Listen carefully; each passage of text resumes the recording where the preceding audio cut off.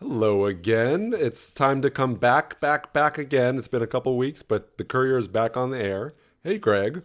Hey, Jonah. We are, in fact, so back. We're so back. And this week we're back with someone really fun to talk to, Jordan Justus of Automotus. I think we got a meaty discussion of the state of the curbs out there. I'd also like to give a shout out to our sponsor. This episode is brought to you by Pizza Box AI, the all-in-one subscription platform made for pizzerias. With Pizza Box's pizza subscription platform, offer customers a year of weekly pizza and raise up to $200K upfront, interest-free. Secure cash flow and loyalty with customers returning every week. Launch a subscription like Netflix, but tastier. Learn more at www.pizzabox.ai. Greg, how was your summer? No, my summer was hot, but now here it's fall here in Montreal, and I stayed ensconced, and yeah, heading out into the world. You, however, had a proper vacation. Where did you go, Jonah? I had a proper vacation, but like any true road warrior, I was still thinking about work the whole time. My wife and I, we spent a week and a half in France, and it was just such a lovely reminder. You know, not that anyone needs to learn that France is lovely, but just looking at the urbanism, right? Like we can have walkable streets. We can build new subways that have multiple entrances and don't cost $1 billion per square foot.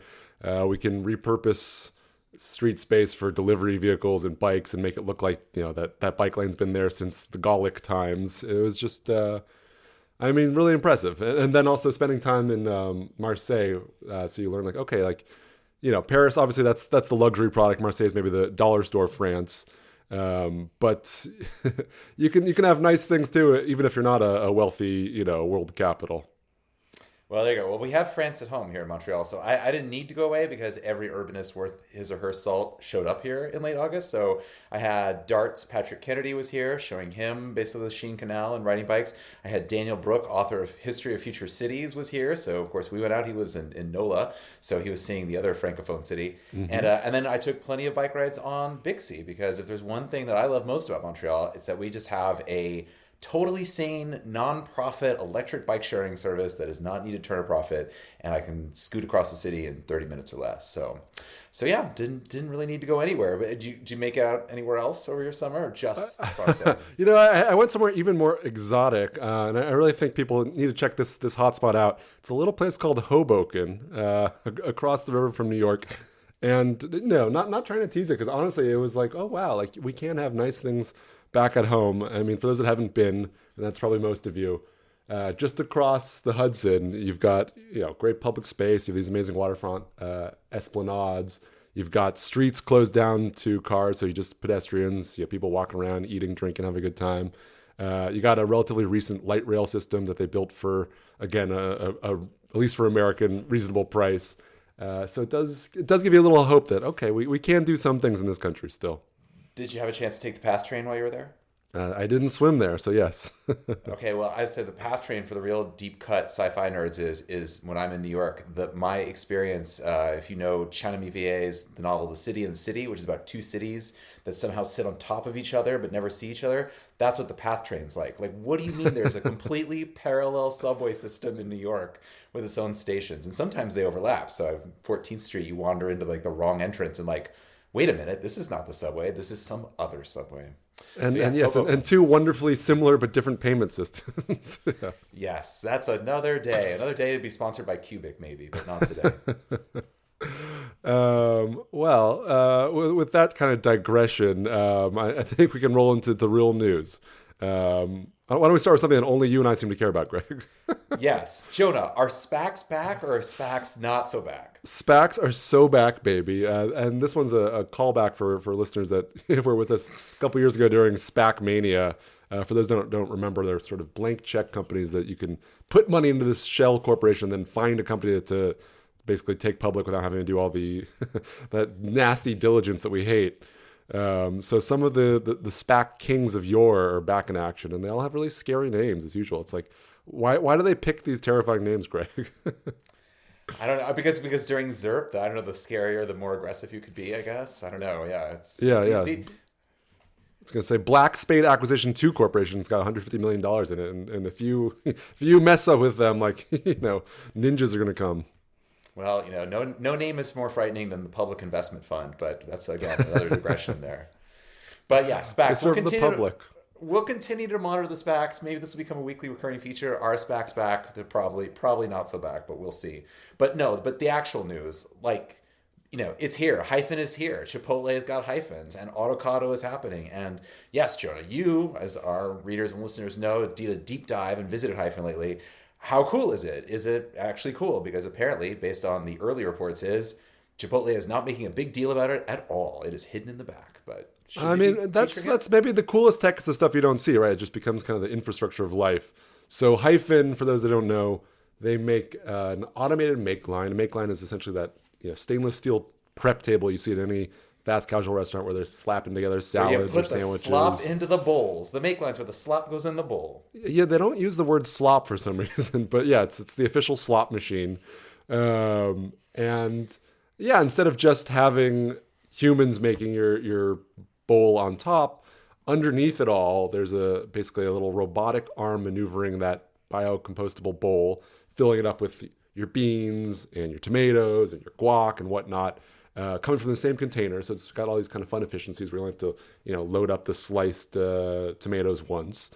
And then at the end, it kind of comes out this little trapdoor on the side and it's ready. And the orientation is obviously for to-go orders. So, someone that's never even stepped foot in the Chipotle, they don't even think about how it's made, right? So if you walk in and you want your lunch, a human greets you and makes your food. But if you're just clicking a button on DoorDash or the Chipotle app, no humans involved. So my question for you is, when you visited, does Hyphen have an exclusive deal with Chipotle, or are they open to all takers? Because I recall Sweetgreen in its Infinite Kitchen, which is sort of its, I don't know, at least, in terms of mind space, head space, it's arch rival. Is this going to be like a competitive moat for Chipotle, or is this just like the beginning of a race to automation by everybody? It's interesting, right? Okay, so yes, it does seem like the Sweetgreen Infinite Kitchen, which was formerly Spice before they got purchased, that's kind of the closest head-to-head comp. Because Chipotle is an investor in Hyphen, if I recall correctly. Yes, so Chipotle invested in Hyphen, but they don't have exclusive rights. I get the sense, they didn't talk that much about the Chipotle relationship, but I think they might have the only, Mexican fast casual, right to it. But they also work with the sort of Sodexos and Aramarks of the world. They have investors from other sort of like mixed and chopped style salad lunch slangers, right? Whereas I think Sweetgreen, once they bought Spice, they took that and totally in-house. So I think theirs is essentially proprietary. I haven't been to the Sweetgreen, but I do get the sense, from reading what Matt wrote, that and the Sweetgreens ones are much bigger. It's like basically like a basement full of machinery, whereas the Hyphen, it just kind of slots into the existing kitchen. It's about the exact same size. So, a little more seamless. Well, if there are any listeners out there who are going to Huntington Beach and Irvine, apparently near Chipotle headquarters, and want to break in the back and give us a report, love to see it. Apparently, you can't see it; it's just there. And by Matt, we mean Matt Newberg, who of Hungry, who filed a report and has seen it. And apparently, I would say his takeaway was the cheese from a human is stringier, and the cheese from the machine is a little bit more like it's bagged. There's a difference. I hope 100 years from now, when this recording is bouncing off Pluto, and someone's thinking, oh, yes, the cheese from the humans is stringier as they're nibbling on the last. Well, that, I think I would say the inevitable outcome of this is that, it's going to be like one of those, and again, deep cut, when Yahoo back in the day owned a chunk of Alibaba that was worth more than Yahoo. I look forward to Chipotle being known as a holding company for its stake in Hyphen perhaps someday when it's all robotic make lines all the way down. The future is always happening in Orange County, and it's not always without its scary afterthoughts. Well, there you go. Well, speaking of ongoing delivery and whatnot, what's DoorDash up to? Because again, where everything becomes B2B SaaS in the end, I feel like, and DoorDash is no different. Yeah. This one, it's a real mouthful of a press release, right? But they're introducing a platform to help businesses sell through direct channels. It's a sort of slate of new features around online ordering, business management, storefronts, customer support, even. the long story short seems to be that it's one, a combination of some existing products, but two, packaging it all up and making their own, I'm guessing, Shopify competitor, right? Like, you can't only own the sort of last mile I'm hungry channel. You want to get all that online stuff too. Yeah, it's just fascinating in general how I don't know, perhaps a naive analysis, but it seems like they're all converging on like building this middleware for all transactions, right? Like delivering restaurant meals is cool, but what's cooler is being able to provide the software that you can take maybe not a cut on every transaction, but provide that essential structure. I feel like Instacart's done the same thing. I was at the Fast Company Innovation Festival in New York last week. I was moderating a panel that had Instacart's head of government affairs on it, public affairs.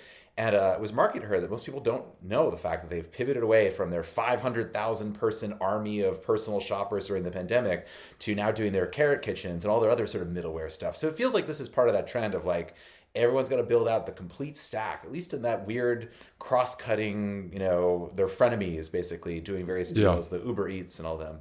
Yeah. So I'll be curious to see how it plays out. Or I wonder what the next piece is. I'd have to draw myself a diagram to figure it out. Yeah. The consumer's dead. Long live B2B SaaS. You can't beat that juicy, monthly recurring revenue, right? The consumers are fickle, low margin, but if you can lock in a merchant with some, great recurring contract, that's where the real money is. And give them an app, Jonah, because that's how you deliver value. Give them a super app. God dang it. I don't know. Anything else catching your eye? Well, the one that really jumped out at me, particularly from coverage, of course, on the Curb Before Empire is Zipline and its platform too. I mean, obviously, it's fascinating. Again, when people say Twitter is not real life or whatever you want to call zombie Twitter, like it's totally real life because the phrase private taxi for your burrito has really entered mainstream parlance. The fact where Zipline had to basically take a dig at private taxis for your burrito because, of course, those taxis are belching, internal combustion engines. But I thought it was fascinating that Zipline for a while ago showed a rendering of its little sort of mini drones that was going to be dropping packages on your doorsteps. And here in this video they've posted, they're behind the scenes, is the system behind it. And it's interesting to me in a couple of respects. One is like, it's going to be large, electric, supposedly zero-emission drones. But then the tether, like we've seen from various drones, the tether will be this mini drone that can position itself. So it's almost like you're dropping... Reminds you of various Mars landings over the last few decades there, right? Where like you drop it and then it bounces to the ground. Well, in this case, it tethers down. But that stood out for me. And then, of course, the fact that, like, yes, they're going to build these giant, like, osprey nests facilities where the drones will land and recharge themselves, unplug themselves to basically be reloaded with various packages. It's the first step towards like this sort of systemic dispatch center versus just like running it out of Walmart parking lots like so many of these pilots are doing in Dallas Fort Worth.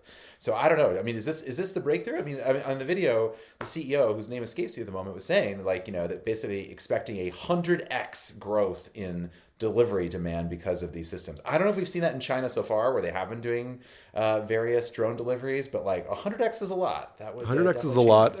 Yes. Was the missing link just that the drone needs a drone of its own? Is that what the problem was? Baby drone. No, I think time will tell, right? But yeah, I do like the idea that, so passe to have a private taxi for your burrito. Now you need a private airplane for your burrito. But I'm going to get to the bottom of this one for you, Greg, because next month I'm actually moderating a panel at Matt's Hungry Summit, and I'll have a Zipline exec, and I'm sure I'll grill him about the drones for the drones. Absolutely. We'll also just, again, underscores, and we'll come back to this, like how DFW to me is just like the most fascinating place in terms of like all the wild experiments going on out there. So we'll find out. But speaking keep your eyes on the skies, because if you look down in Dallas, you're going to feel real bad. But speaking of private taxis for burritos, what if they're autonomous taxis for my burritos? Because that is, I mean, talk about we are so back. Like we're so back. It's all happening here. Let's run down some of the news items here. So it's interesting. Right after, again, also friends of the pod, Harry Campbell put out his hypothesis that basically like that Waymo will be one of the largest suppliers to Uber in the coming years because basically, autonomous Waymos will become baseline demand of the ride-hailing platforms while humans do variable demand on top. So sure enough, here comes Uber with robotaxis. Just not in the hemisphere you were expecting, perhaps. a less regulated hemisphere, right? But they're doing a new partnership with WeRide, Chinese-based, right? But the launch is in Abu Dhabi. But it's amazing that Uber's really kind of assembling quite the army of different competing techs, right? Kind of getting them all on the same page, but then maybe playing them off each other. So the WeRide news comes after the big partnership with Waymo. And I thought what was interesting about Waymo is that in certain markets, basically the Waymo app's going to go away, right? It's just going to be, you want to get in that robotaxi, you have to call it through Uber. It kind of makes sense, right? I mean, when it was ZERP, and you had infinite VC funding, like you could fund your own AV program and try to maybe own the whole tech stack. But like, why not just basically buy them from Waymo at cost and put them out there on your own platform, in which you at least have brand awareness and customer lock-in. So yeah, and from Waymo's perspective, then you don't have to do all the customer acquisition. You can go where the demand already is. And from Uber's perspective, if you have multiple vendors, including the Chinese, you are no longer hostage to just one of them, even if you have preferential terms because of your partnership. So. Yep. Yeah. Seems like world domination's coming into view after all here. I can't say it. And then even Cruise is back in action, right? After that little boo-boo they had a year ago, they're finally back in the streets of San Francisco with safety drivers, we should add. But, learning from their mistakes, we hope. Baby steps, baby steps. And what of Tesla? Is Tesla here? How full is full self-driving now, Jonah? From the tweets that I look at while smirking, it seems like the latest software package is still not, the revolution hasn't quite arrived. Still people complaining about disengagements and saying maybe that long-promised robo-taxi network is, that's 2026 now. Well, I'm sure.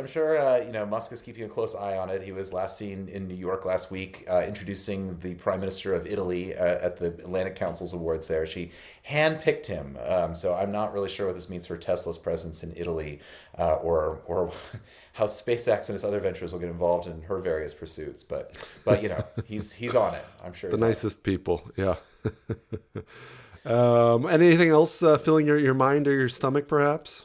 Yes, filling on my stomach. So obviously we're going to talk a ton, just like you cover it, about the technology driving all this. But I want to take a moment to talk about like how the downstream effects on the culture from all of this delivery, or maybe it's upstream. This is, I think, something we would debate. Like, is all of this investment in robotics and in delivery and all of this causing or the result of all those Americans who moved out to the exurbs during the pandemic and before.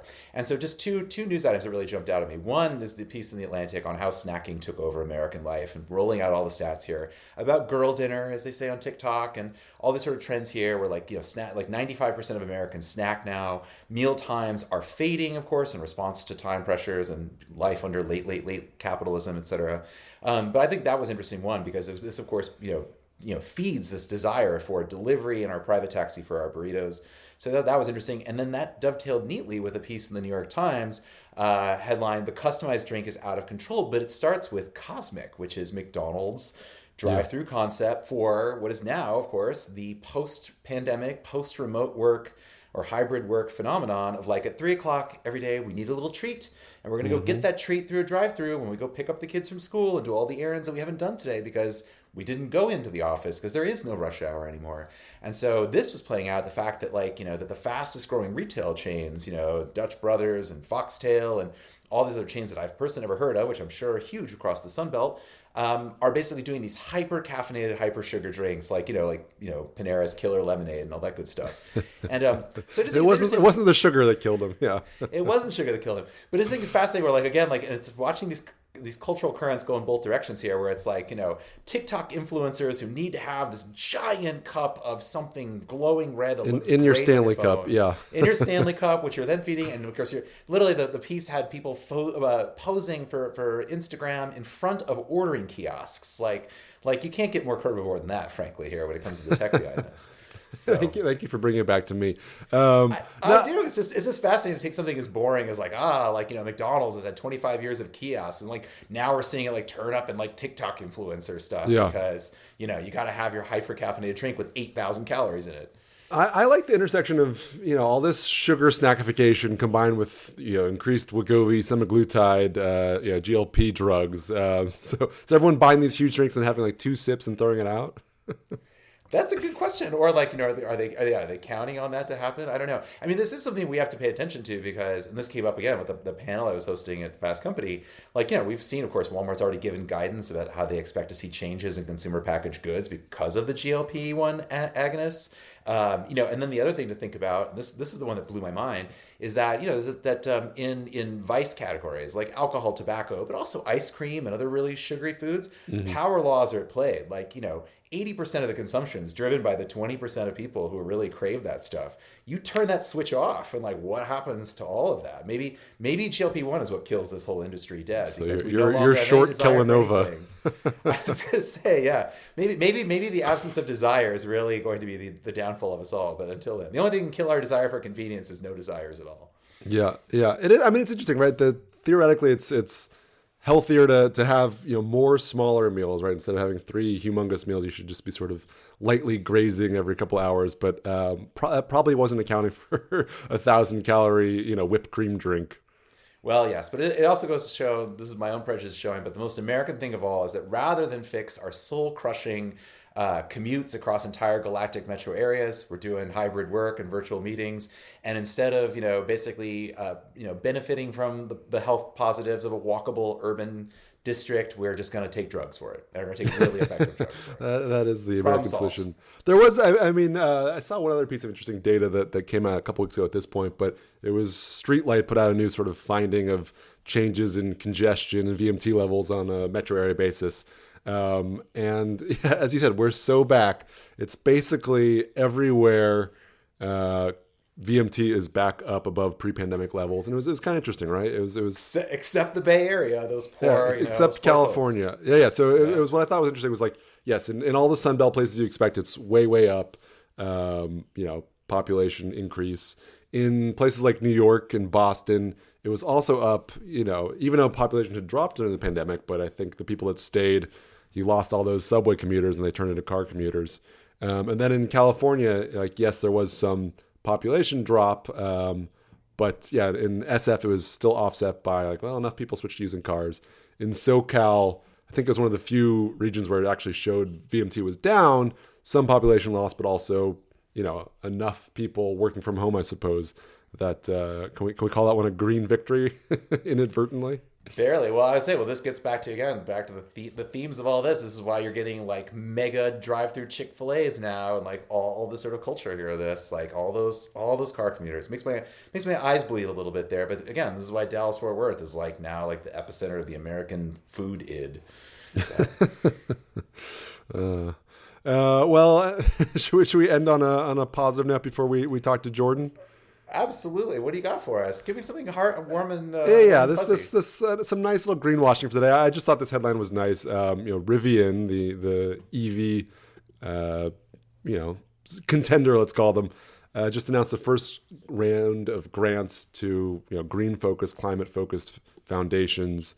As part of their IPO a couple years ago, they promised 1% of the equity would go to people trying to make a positive impact in the world and not just sell electric giant tanks. So giving some money out to Nature Conservancy and kind of ocean and all sorts of fun green buzzword focused nonprofits. So I thought that was nice. It is nice. I say we need to have like heartwarming closer of the week here. Thank you, listeners, as you listen to us figure out our format in real time. We're open to suggestions. Let us know what you want to hear about, by the way. Yeah. Reply to the email, tweet at us, blue sky at us, wherever you want to find us. And I think with that, let's chat with Jordan Justus. Once upon a time, curbs were a pretty simple place. You could park for free in front of your house, and if you needed to go downtown, maybe it cost you a nickel or a dime if it was a tough day. But since then, things have gotten a lot more complicated. We've seen the rise of, Ubers and DoorDash, Amazon, bus lanes, everything that's just fighting for a piece of the curb. And so as cities have gotten more complicated, we've needed curb management to come in and save the day. And so that's why I'm so excited to be talking to Jordan Justus of Automotus today to talk a little bit more about how we're making that possible. So Jordan, good to see you. Great to see you, Jonah. Thanks for having me on. How did you feel about that abridged history of curb management? I think that was apt.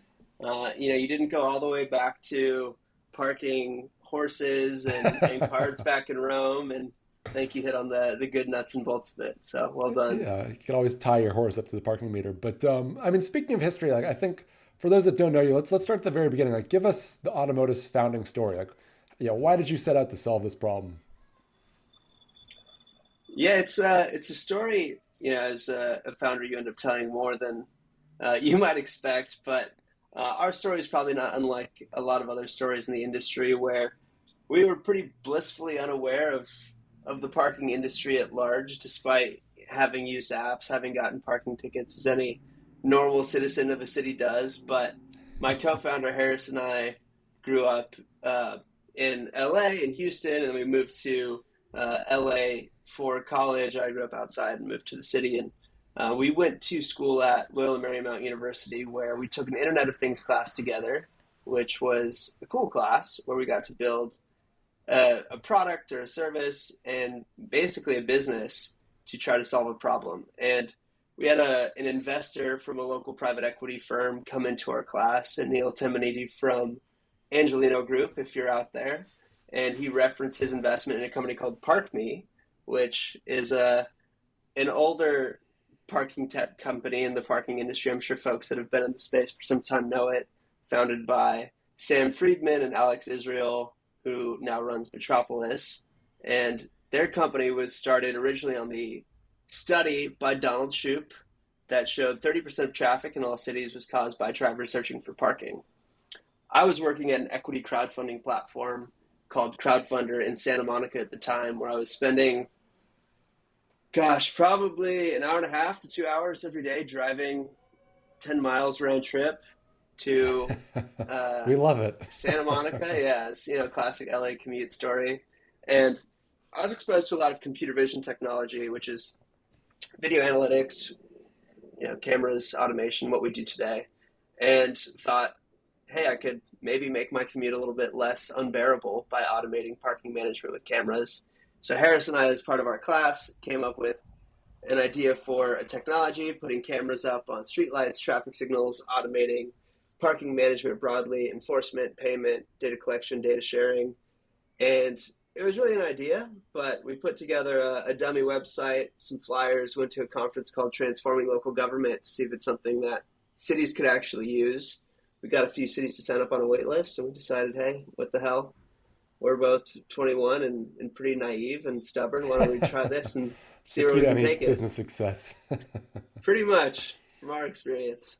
But yeah, about 6 years and change later, we work with a lot of cities now across North America and increasingly abroad, and we're having a good time trying to tackle challenges not just around traffic and the negative externalities of parking on congestion, but also safety hazards, emissions, even helping small businesses and restaurants, retail get more activity from the curb, because it is such a choke point today for broader access to commercial corridors, residential areas that is increasingly in conflict, just given all of the demand, as you well know.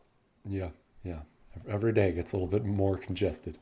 So who was the first major customer, sort of city or transportation body that said yes to the tech, and how did you, as just like 21-year-old with a idea and a PowerPoint deck, convince them that, hey, like we should let them basically come in, manage our streets, trust them with our data. Like it's not just launching a consumer app, right? Like how did you get all the yeses you need?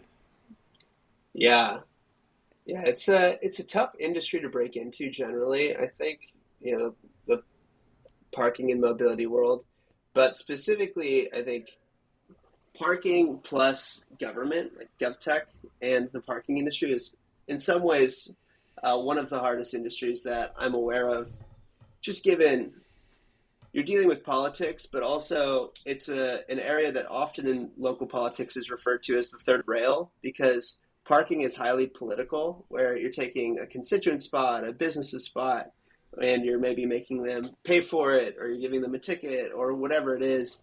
And so many people feel like it's their personal good or service. It's not a public good that should be shared or should be priced to make it work for everybody, but rather it's their little piece of the public right of way that belongs to them. And so it's an incredibly difficult space to navigate. And I say that because it's really hard to get somebody to take a leap of faith and do something new in this industry unless people trust you. And we were fortunate. Our first client was the city of Turin or Torino in Italy. And that was because we got investment from Techstars, which is a technology accelerator group that's fairly global, but they did a program in Torino for smart cities or smart mobility. And they had a partnership with the city. And so by being associated with Techstars, having their investment in automotives, we were able to get a pilot up with the city and their transportation department, or private-public partnership, Cinque T. And it was crazy. We were there in February of 2020, March of 2020, trying to put up cameras, as Northern Italy was the second hotspot for COVID. It was being shut down. A bunch of people ended up fleeing the country, and I basically showed up to the city's transportation department there. If you picture, like a lot of traffic management centers in movies, it's basically a ghost town. It was empty, and I'm in there installing an NVIDIA GPU to monitor video feeds around the city. But we got our first system up. We had a pilot with the city of Turin, which helped us unlock opportunities back in the U.S., and we were able to expand to cities like Santa Monica, Pittsburgh, LA, Bellevue, all as a result of having that first customer. Because I was talking to somebody the other day, and in this industry and other industries that we work in now too, like the airport industry, first question people ask you as a potential vendor is, who else are you working with? Yeah. And if your answer is nobody, it's generally a tough sell. I feel like that sort of dramatic story is kind of aside, like you could, legitimately claim that you solved congestion, at least for like the first 6 months there. Right? You showed up, no more traffic in downtown Torino. Yeah, I don't know if I want to take credit for that one, but certainly traffic was reduced, no doubt about that. Yeah, just mind the asterisk, traffic was reduced. Exactly. But no, that's great, and yeah, thank you Europe for taking that first leap of faith. So it's been a little over 4 years now since the first install went live, right? Like, how have you seen the industry change and mature? What sort of policies? What sort of awareness? What sort of participation from industry players? Like, how's that changed? Yeah, it's a good question. I think this is an industry that moves quite a bit slower than a lot of other industries. I mean, I think generally transportation's it's a challenging sector, given we're talking about moving physical goods and people. It's you're investing a lot of capex really in anything that you do, and as a result, it's a difficult industry to change overnight. Not dissimilar to other heavy industries, healthcare, things like that. But I think we have reached an inflection point in the city side of things and the private side as well, and how we're approaching managing our changing ecosystems. To your point, parking has historically been a coin-operated industry for passenger vehicles, where people are going to a place for some amount of time. It's not necessarily hyper-location dependent. It's, I'm trying to go to this area, I'll put money in a meter, pay on an app, and I'll hang out for a few hours. That's not how the curb or the public right-of-way is being used today, obviously. There's a lot more demand from not only increased activity from TNCs, delivery vans, delivery freight trucks, on-demand delivery for food, Postmates, Uber Eats, DoorDash, all that good stuff. But also the way that public transit has shifted from being historically like a rail-based solution to now bus rapid transit lines everywhere, being on the curb as well. You have a lot more competing interests for very limited real estate. And as a result, cities are now forced to rely on a lot more automation. I mean, that's what we do. Obviously, we're heavily invested in automating curb management, but not just because of the business opportunity, but really because without it, cities are in many ways crippled from operating efficiently, safely, sustainably. And cities have moved more towards automation holistically in a number of ways. One, enforcement. That's a critical element. You are seeing more and more cities operate automated enforcement or directed enforcement programs where they are trying to get people to comply with existing policies. You're also seeing more innovative policies, pricing, specifically around repurposing curb space, whether that be for more loading, for more bus rapid transit, for generally newer and growing use cases versus traditionally residential parking permit, metered parking, things like that. And then lastly, I think another exciting advancement in the industry is the Open Mobility Foundation's curb data specification to try and get everybody speaking the same language and digitize really an analog industry. I knew we'd get a shout out to the OMF in here. Hey, they're doing the Lord's work. They're doing the Lord's work. It's the least we can do. Yeah. That's a lot of change over just a couple of years. That's pretty impressive, especially when you think about the number of people and policies and, kind of constituents with different ideas that have to all kind of align to even make an inch of progress. Yeah, and I don't think it's, black and white, like we were there, now we're here. But I think those are the big themes that we're seeing progress pretty relatively quickly. I think those are going to be themes for the next decade still, but that's just the direction that we see the industry going. Are there particular cities or regions, this can be domestic or international, and they don't have to be automotive clients, that you think have done a particularly good job modernizing their curbs? I think it's very specific to any given city. I mean, there are good coalitions that are trying to advance work. I think, again, like OMF is obviously a cohort that's trying to advance work collectively. There's other groups like C40 that's trying to advance decarbonizing curb-focused work. There's other groups, including some like the FHWA has a Vision Zero Pure Cities initiative, where different cities have moved forward different aspects of curb management, whether it's adding protected bike lanes or trying to reduce parking near intersections, crosswalks, things like that.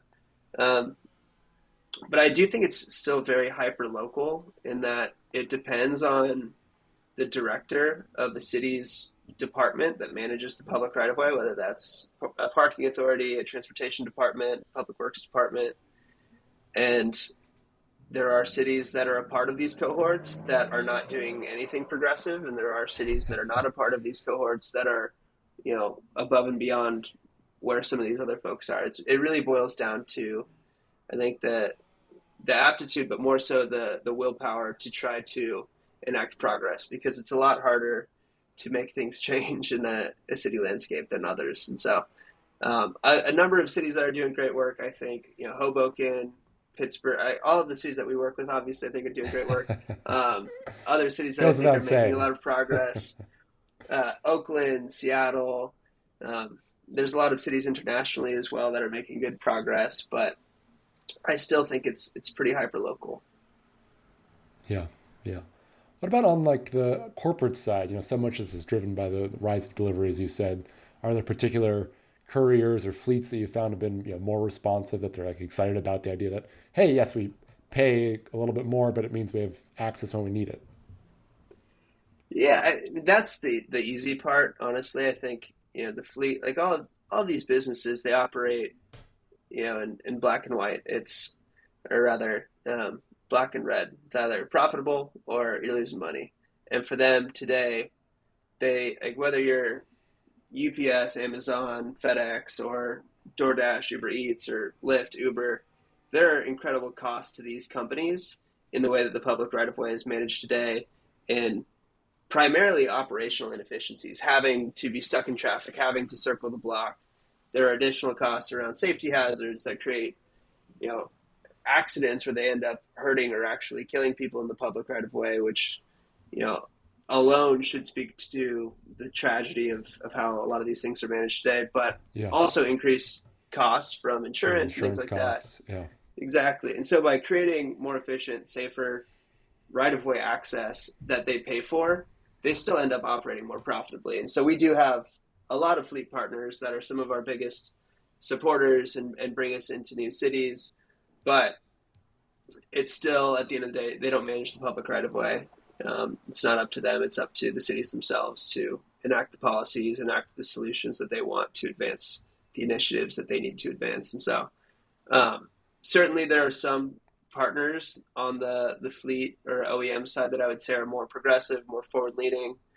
But at the end of the day, they're not going to be the ones that specifically advance the industry, in my opinion. And they're also not the direct customer of, the cities. Sure. So they're more of a third party. They're an influencer, not a decision maker in the process. Influencer in the classical sense. Yeah, exactly. What are your thoughts? Of who's doing a good job? Yeah, you know all these folks better than I do. I mean, we work with Hey, if you're not willing to name names, I'm not going to name names. No, I mean, I think at least on the government side, right? It's like there's certain political bodies where there's more centralized decision making seem to be better able to kind of knock heads in alignment, and sometimes it can be used for good, and sometimes it can be used for bad. But I think we've seen it can be tricky in a decentralized city, both on a power sense and in a centers of business and living sense, that like, okay, maybe this is an effect in neighborhood A, but if you go to neighborhood B, you've crossed some invisible jurisdictional boundary and the rules are totally different. And so like, the average person is not paying very close attention to the rules of the road, let alone the minutia of where they can park and for how much. So it's like hard to get them involved if it's not like a very clear, like, hey, everywhere you go, these are the rules. And then I think also from like a fleet operator's perspective, like they don't want to have 20 different apps that they have to use. They don't want to like think about, oh, if I'm turning left on this street, all of a sudden I'm in a different zone. So it just sort of comes down to like the ability to make decisions that I think affect like the entire region versus kind of balkanized smaller parts. 100%. I mean, I think at its core, innovation, for it to truly work, it has to not only be better, but also cheaper in most cases. And, there's a lot of things out there that aren't both better and cheaper right now. And so until it is that, it's hard for these folks as well to be, they can be evangelists, but again, it's not necessarily going to dramatically change everything for them until it's easier on a significant scale. Yeah, and I'd say we've seen that, right? Like the curb management space, we've lost a few well-intentioned warriors for the curb, where it just the idea might have been good, but it wasn't ready. Or, the market wasn't ready for the idea, I should say. Yeah, or in some case, I think the biggest challenge, and this is still ongoing in a number of ways, but I think the biggest thing is like trying to get GPS data from these fleets and mandate it. You're just in my opinion, you're going to continue to bump up against Fourth Amendment lawsuits, and you're never going to get these people to play ball. I mean, there are, I think, a number of cities trying to pass specific legislation, but California, I think it was LADOT that was in a lawsuit with Uber. It may have been a state, but I remember my home district and where I grew up, my assembly member was a supporter of Uber's lawsuit against LADOT because they were trying to mandate that all Uber drivers share their location 24/7 so that they could be regulated, which, I'm not going to pontificate on the legalities of whether or not you can ask for that, but I don't know that you're going to overcome that necessarily either. Yeah. A lot of quiet libertarianism in the space. Well, it's just these fleets, they don't want to be overregulated either. Like I think a lot of cities are having mixed feelings too now about the scooter industry, shared mobility, where Bird is now, I think they're like a $20 million company if they still exist. Lime's the last man standing, and they've been able to figure out what they report as a profitable model, but it's a tough space to operate in because of, and it's not that they shouldn't be regulated, but if they're going to be regulated, then they should probably be subsidized. And I think if you're going to do the same thing with other industries where you mandate regulation of all vehicles, you also have to take into consideration the underlying business models that support them. Yeah, it's tough to make money with any sort of, mobility mode in this country when we subsidize single passenger cars so deeply and so, in so many kind of hidden forms, including at the unpriced curb. Yeah. But so, last question for you, Jordan. Like, let's say all goes well, not just with the automotive dream, but the dream of the curb of the future. What does that look like? What's sort of your North Star? Yeah, I mean, I think what we've really learned is that there's no perfect curb, I guess, if you would, or perfect parking regulation or policy. I mean, I think at the end of the day, every city is different, every community is different. Um, there's different demands in different places. At the end of the day, you can't create a cookie cutter policy or price or system that matches the different needs of different ecosystems, but having the ability to understand what the demands are and then match the pricing and policies to those demands is really the underlying, fundamental need. There's different ways to do that. Obviously, our approach is putting cameras up, analyzing what's happening, and then charging a price that makes sense, and then enforcing that. But in different places, you may not need pricing, you may not need enforcement. In other places, you may need to charge $100 an hour to actually change behavior.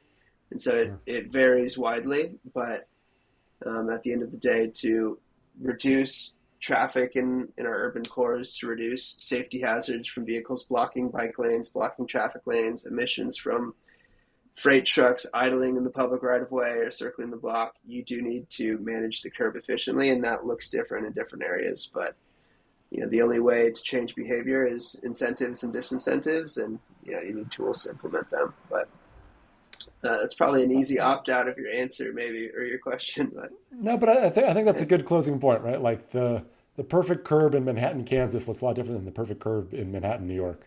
And yeah, so wherever you are, listeners, like your curb's gonna be a little different too. And with that in mind, Jordan, thank you so much for chatting with me today, and talk more soon. thanks for having me, Jonah. Great to see you.